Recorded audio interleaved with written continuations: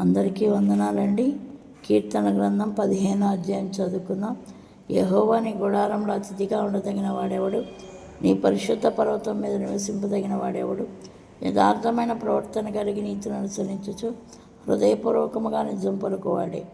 అట్టివాడు నాలుకతో కొణ్యములాడడు, తన చిలికానికి కీడు చేయుడు, తన పొరుగువాని మీద నింద మోపుడు. అతని దృష్టికి నీచుడు అసహ్యుడు. అతడు యెహోవా యందు భయభక్తులు గల వారిని సన్మానించును. అతడు ప్రమాణము చేయగా నష్టము కలిగిన మాట తప్పడు. తన ద్రవ్యం వడ్డీకి ఇయ్యడు, నిరపరాధిని చెరుపుటకై లంచం పుచ్చుకొనడు. ఈ ప్రకారం చేయువాడు ఎన్నడూనూ కదల్చబడడు. ఆమేన్. స్తోత్ర స్తుతి హల్లెలూయా. 15వ అధ్యాయంలో 2వ వచనం మనం చూసినట్లయితే, యథార్థమైన ప్రవర్తన కలిగి నీతిని అనుసరించుచు హృదయపూర్వకముగా నిజం పలుకువాడే. దేవుని గుడారంలో అతిథిగా ఉండదగిన వారెవరు? ఆయన పరిశుద్ధ పర్వతం మీద నివసింపదగిన వారెవరు అనగా, యథార్థమైన ప్రవర్తన కలిగి నీతిని అనుసరించుచు హృదయపూర్వకముగా నిజం పలికే వాళ్ళు మాత్రమే దేవుని సన్నిధానంలో నిలవగలరు.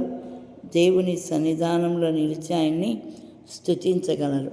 హృదయపూర్వకంగా నిజమే మాట్లాడాలంట. అబద్ధములు చెప్పకూడదు, అబద్ధాలు ఆడకూడదు, కొండెములు చెప్పకూడదు.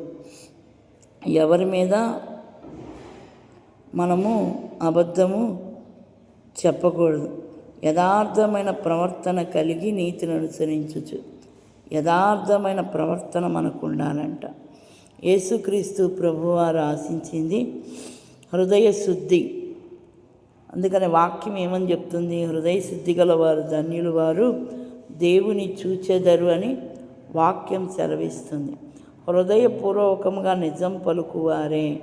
అట్టివాడు నాలుకతో కొణ్ణెములాడడు, తన చెలికానికి కీడు చేయుడు, తన పొరుగు వాని మీద నింద మోపడు. యథార్థముగా మాట్లాడేవారు పొరుగు వాని మీద నింద మోపరు అని వాక్యం సెలవిస్తుంది. హృదయపూర్వకముగా నిజం పలికేవారు తన పొరుగు వాని మీద నిందలు మోపరు అని వాక్యం సెలవిస్తుంది. అందుకని మనం యథార్థమైన హృదయము, యథార్థమైన మాటలు మన నోట్లో నుంచి రావాలి. జీవము కలిగిన నజరేయుడైన యేసుక్రీస్తు ప్రభువారు ఆయన యథార్థవంతుడు, నీతివంతుడు. ఆయన నీతిని న్యాయమును జరిగించే దేవుడు కాబట్టి మనం కూడా యథార్థవంతులముగా నీతిమంతులముగా ఉండాలని దేవుడు ఆశపడుతున్నాడు. కాబట్టి హృదయపూర్వకముగా మనము నిజము చెప్పేవారముగా ఉండాలి. హృదయ శుద్ధి గలవారు ధన్యులు, వారు దేవుని చూచెదరని వాక్యం సెలవిస్తుంది.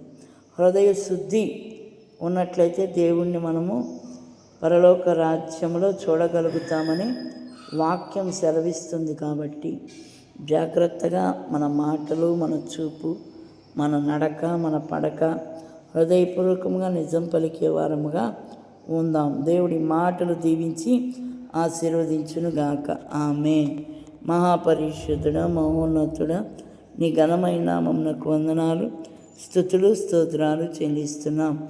ఆశ్చర్యకరుడువు, ఆలోచనకర్తవు, నిత్యుడగు తండ్రివి, సమాధానకర్త అయిన దేవ, మారని దేవ, మార్పు లేని దేవ, యథార్థమైన ప్రవర్తన కలిగి నీతిని అనుసరించుచు హృదయపూర్వకంగా నిజం పలుకువారే నీ పరిశుద్ధ స్థలంలో నిలుస్తారని నీ వాక్యం సెలవిస్తుంది. ప్రభువా, అవును నాయన, హృదయపూర్వకంగా యథార్థముగా మా ప్రవర్తన, మా మాటలు నిజం మాట్లాడగలిగే శక్తి ప్రతి ఒక్కరికి దయచేయండి.